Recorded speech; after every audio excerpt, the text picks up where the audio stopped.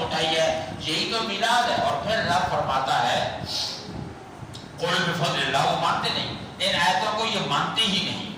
یہ وہابی دیوبندی جتنا بھی گروپ ہے یہ سارا ایک گروپ ہے، یہ ان کو بالکل نہیں تسلیم کرتا۔ اور وہ کہتا ہے ہم کہ قل اے حبیب فرما دو، اللہ نے کہا اپنے حبیب سے فرما دو، قل بفضل اللہ، اللہ کے فضل پر، وبرحمتہ، اس کی رحمت پر، فلیفرحوا، خوشیاں مناؤ۔ جمع کا صیغہ ہے، ایک نہیں کہا کہ ایک بندہ خوشی منائے، سارے مل کے خوشی مناؤ۔ جس طرح ہم خوشی منا کے آئے ہیں، یہ مل کر منا کے آئے ہیں۔ اللہ کی رحمت سب سے بڑی کون سی ہے؟ اللہ کا سب سے بڑا فضل کون سا ہے؟ رب نے فرمایا وما ارسلناک الا رحمۃ للعالمین، میں نے اپنا حبیب سارے جہانوں کے لیے رحمت بنا کے بھیجا ہے۔ اور پھر فرمایا ان رحمت اللہ قریب من المحسنین، اللہ کی رحمت یہ اچھے لوگوں نیک لوگوں کے بہت قریب ہے۔ نبی کو کہ قریب ہے یہ کہتے نہیں، نبی تو واس ہوئے ہوا تو مر گیا معاذ اللہ، اور کئی مماتی ہیں ان میں اور کئی حیاتی ہیں، ان کا آپس میں جھگڑا ہے۔ کئی کہتے ہیں نبی زندہ ہے، کئی کہتے ہیں نبی مر گیا ہے۔ اس کی وجہ یہ ہے کہ یہ برداشت نہیں کر سکتے۔ اللہ تعالیٰ نے جب شہید کو یہ کہا وَلَا تَقُولُوا لِمَنْ يُقْتَلُ فِي سَبِيلِ اللَّهِ أَمْوَاتٌ بَلْ أَحْيَاءٌ، یہ جو شہید ہے اس کو مردہ نہ کہو، یہ زندہ ہے۔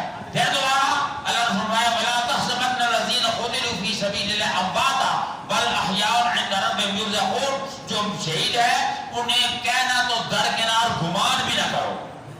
اسلام اور شریعت میں فتویٰ لگتا ہے زبان پر، مسئلے پر، قول پر، فعل پر، لیکن دماغ میں فتویٰ نہیں لگتا۔ شریعت کی کوئی حد ایسی نہیں ہے کہ جس میں دماغ پر فتویٰ لگے آپ ادھر غلط سوچیں اور ادھر جناب آپ کافر ہو جائیں۔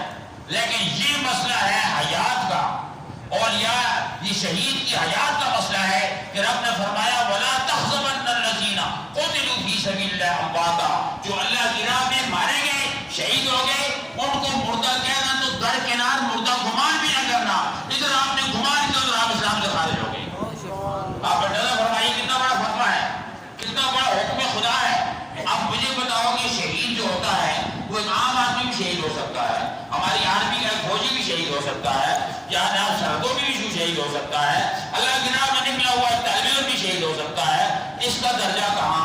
اور پھر صحابہ کا کہاں، تابعین کا کہاں، تبع تابعین کا کہاں، اولیاء کا کہاں، انبیاء کا کہاں، اور سب سے افضل محمد عربی خاتم النبیین سید المرسلین کا کہاں؟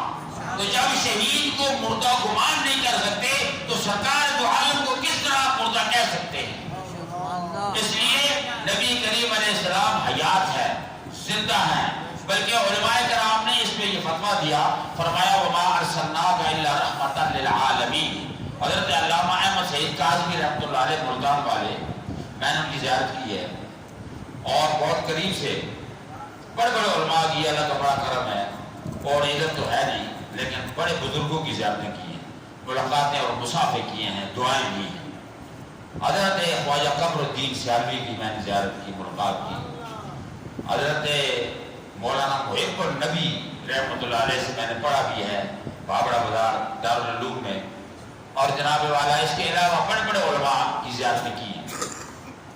خواجہ حضرت احمد سعید کاظمی رحمۃ اللہ علیہ فرماتے ہیں، ملتان شریف والے فرماتے ہیں کہ وَمَا أَرْسَلْنَاكَ إِلَّا رَحْمَةً لِلْعَالَمِينَ، میں چار چیزوں پر ہمیں ایمان لانا ہوگا تو پھر ہم اس آیت پر ایمان لائیں گے۔